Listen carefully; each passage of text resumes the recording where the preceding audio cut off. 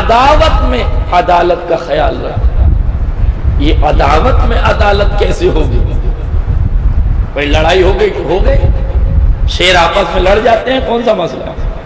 یہ بھی نہیں کہا قرآن نے، یہ تو کہا کہ لڑو مت، مگر یہ نہیں کہا کہ اب لڑ گئے تو بالکل الگ ہی ہو جاؤ، نہیں۔ عجیب جملہ ہے، لا یجرمنکم شنآن قوم، تمہیں کسی قوم کا بغض و عناد، تمہارا آپس میں اختلاف اس حد تک نہ پہنچ جائے کہ تم عدالت کا دامن ہاتھ سے چھوڑ دو۔ کیا مطلب ہے عدالت کا دامن ہاتھ سے چھوڑنے کا؟ کہا جتنے دائرے میں عداوت ہوئی ہے اسی دائرے میں رہنے دو کہ گزرتے ہوئے وقت کے ساتھ یہ دائرہ تنگ ہو کے ختم ہو جائے گا، مگر تم نے اس عداوت کے دائرے کو دن بدن پھیلانا شروع کیا تو اس کے ختم ہونے کے امکان ختم ہو جائیں گے اور عداوتیں سماج میں مزید پھیلتی چلی جائیں۔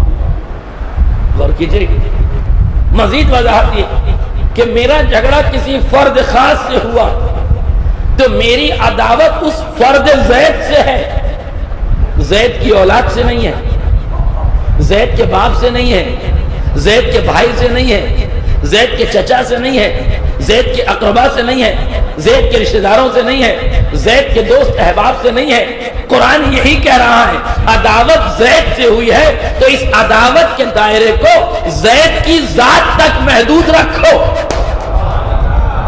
نہیں توجہ کی، سماج کہیں اور جا رہا ہے، قرآن کہیں اور لے جا رہا ہے، آل محمد کہیں اور لے جا رہے ہیں، اور سماج انسانی سماج کہیں اور جا رہا ہے۔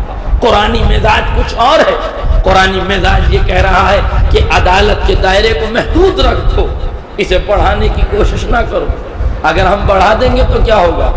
کہا انسان کی فہرست سے نکل جاؤ گے۔ کیا مطلب انسان کی فہرست نکل جائیں گے؟ کہا ہاں، انسان کی عداوت میں اور شیطان کی عداوت میں یہی فرق ہے، انسان کی عداوت میں اور شیطان کی عداوت میں یہی فرق ہے۔ انسان عداوت کے دائرے کو محدود رکھتا ہے، شیطان عداوت کے دائرے کو بڑھا دیتا ہے۔ جب شیطان بارگاہ خدا سے نکالا گیا، جب سجدہ گزار، عبادت شعار بندہ جس نے زمین کے چپے چپے پہ عبادت خدا کی تھی، جب اپنے تکبر، انا اور غرور کی بنیاد پر بارگاہ کبریائی سے مردود کر دیا گیا تو اس نے بہت سے اعلان کیے۔ دو باتیں میرے موضوع سے متعلق ہیں۔ ایک اعلان تو یہ کیا لَأَقْعُدَنَّ صِرَاطَكَ الْمُسْتَقِيمَ، پروردگار میں سیدھے راستے پر بیٹھوں گا۔ اس کا مطلب یہ ہے کہ ہر سیدھے راستے پر بیٹھنے والا ضروری نہیں ہے کہ انسان ہو سکتا ہے انسان کے لباس میں کوئی اور ہو۔ دوسرا مسئلہ کیا ہے؟ دوسرا مسئلہ اس نے کہا لَأَحْتَنِكَنَّ ذُرِّيَّتَهُ، پروردگار میں جا تو رہا ہوں، تیرے بندوں کو تو بہکاؤں گا، مگر آدم کی اولاد کا گلا گھٹوں گا۔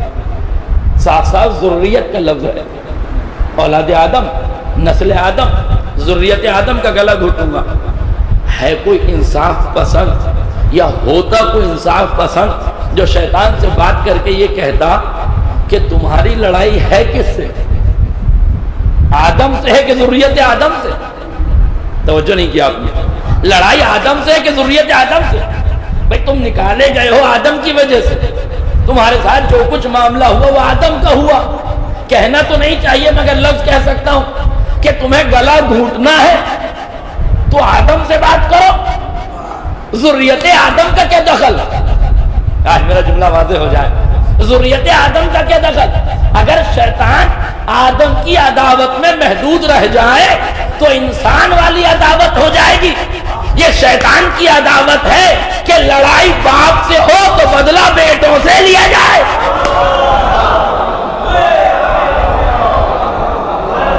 عداوت میں انسان بنو، عداوتیں تمہیں شیطان نہ بنا دے، لہذا عداوت میں بھی عدالت کا دامن ہاتھ سے نہ جانے دے۔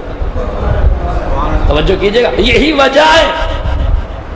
اگر تمہیں یہ دیکھنا ہے کہ یہ دائرہ عداوت کا عدالت سے نکل کر کتنی دور تک جاتا ہے، تو حسین نے فیصلہ کر دیا کربلا کے تپتے ہوئے ریگدار پر متعدد خطبے دینے کے بعد فوج اشقیاء سے یہ کلمے تھے میرے امام کے کہ یہ بتاؤ کیا میں نے حلال محمدی کو حرام کر دیا؟ کیا میں نے حرام محمدی کو حلال کر دیا؟ کیا میں نے شریعت کے آئین و قوانین میں کوئی تبدیلی کر دی؟ کیا میں نے تمہارا کوئی مال لے لیا؟ کیا میں نے تمہارے ساتھ کوئی زیادتی کر دی؟ کیا میرے ساتھ تمہاری کوئی عداوت و دشمنی ہے؟ تم مجھے کیوں قتل کر رہے ہو؟ تو فوج اشقیاء نے بزبان شیطان ایک ہی جملہ کہا تھا، بغضاً لأبیک۔ آج میرا جملہ واضح ہو، بغضاً لأبیک، تمہارے باپ کے بغض میں ہم تمہیں قتل کر رہے ہیں۔ شیطان بھی یہی کہہ رہا تھا، میں آدم کی اولاد کا گلا گھونٹوں گا۔ یہ شیطان بھی یہی کہہ رہے تھے، ہم تمہارے باپ کی عداوت میں تمہیں قتل کریں گے۔ قاتلان حسین کو مسلمان